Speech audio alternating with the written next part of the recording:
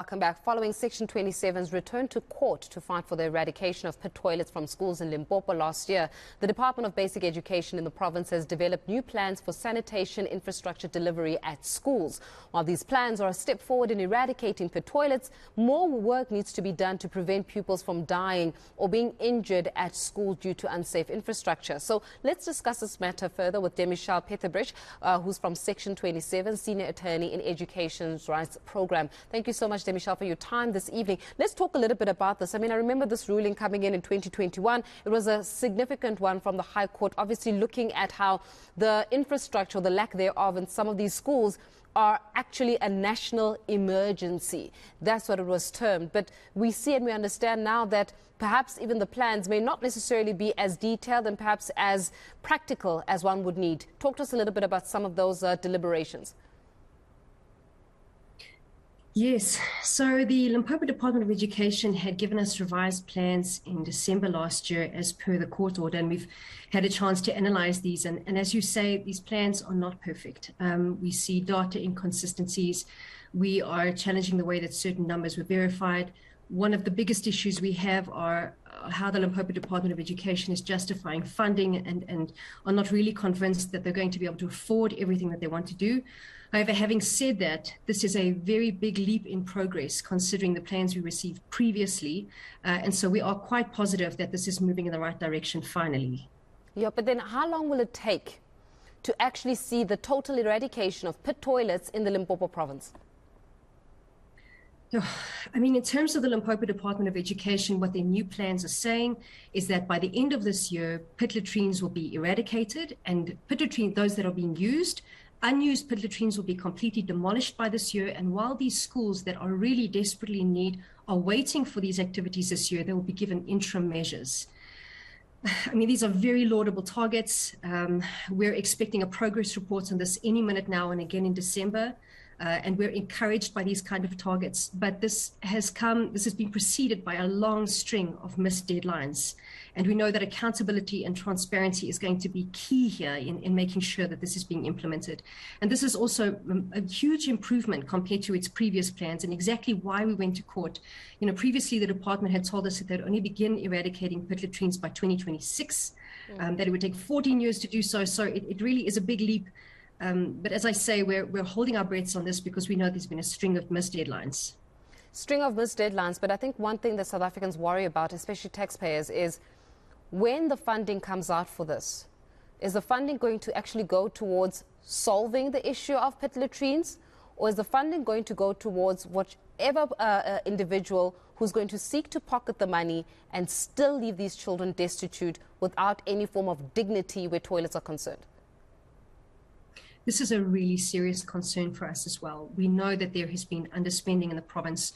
We know that there are really big issues with implementing agents, which are the middleman and usually those agents that are contracted out to actually do the work. We know that those who have just left projects in the middle or suspended projects or just haven't performed properly have not been held accountable. So we know that there are a number of issues with the funding, with people who are getting paid.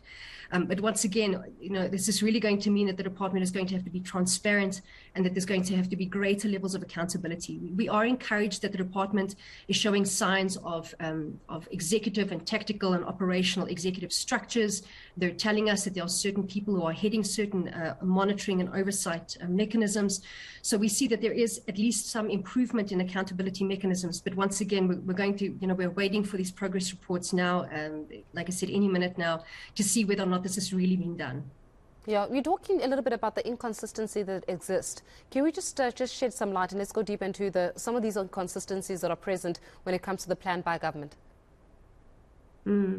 So the kind of data inconsistencies that we saw was the format that we'd received this was really rolls and rolls of paper. We're listing schools with figures on it.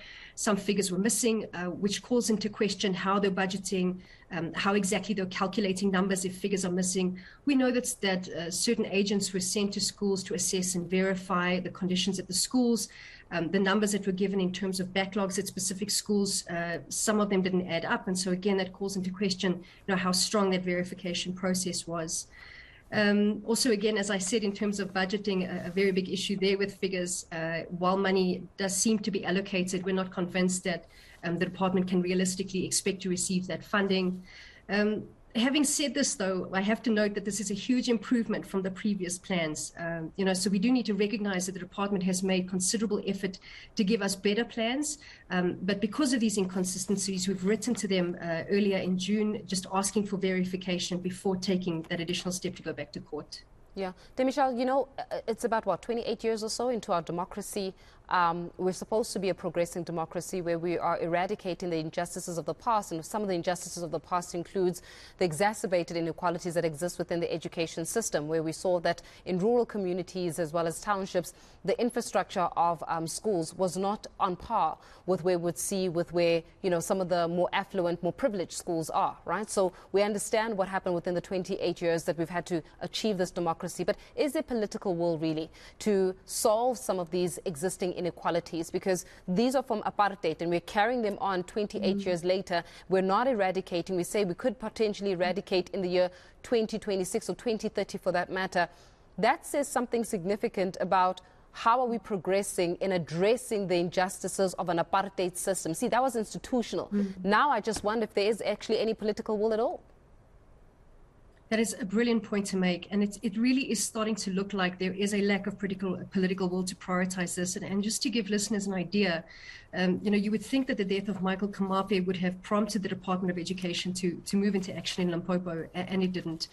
Since then, the National Department of Basic Education actually published regulations on public school infrastructure in which itself said that by November 2016, pit latrines needed to be eradicated from all public schools across the country. We know that Limpopo and a bunch of other provinces didn't adhere to that, and that was a legally binding obligation. I need to add that we've just seen recent proposed amendments to this regulation that plans to remove timeframes completely from when the Department of Basic Education should meet certain targets, which is another extremely discouraging step, 2 steps back in terms of progress. We had to go to court on behalf of the Kamape family in 2018. We had to go back to court again last year on this. So I can completely understand, the fact that this is starting to look like there is just a lack of political will and a lack of prioritizing this really important issue. And what's unfortunate is that every single day what happened to Michael Kamape can happen to any learner that still has to use a pit latrine. They are heavily dilapidated, they are extremely dangerous, and children's lives are literally at risk daily. So it really is a national crisis. Yeah, but not only that, it's not even about the danger, is it? It's about the dignity of the child. It removes the dignity completely of the child. Demichelle, we'll leave it there for this evening. Thank you very much for your time. Demichelle Petherbridge there from Section 27, the Senior Attorney in Education Rights Program. Well, so the story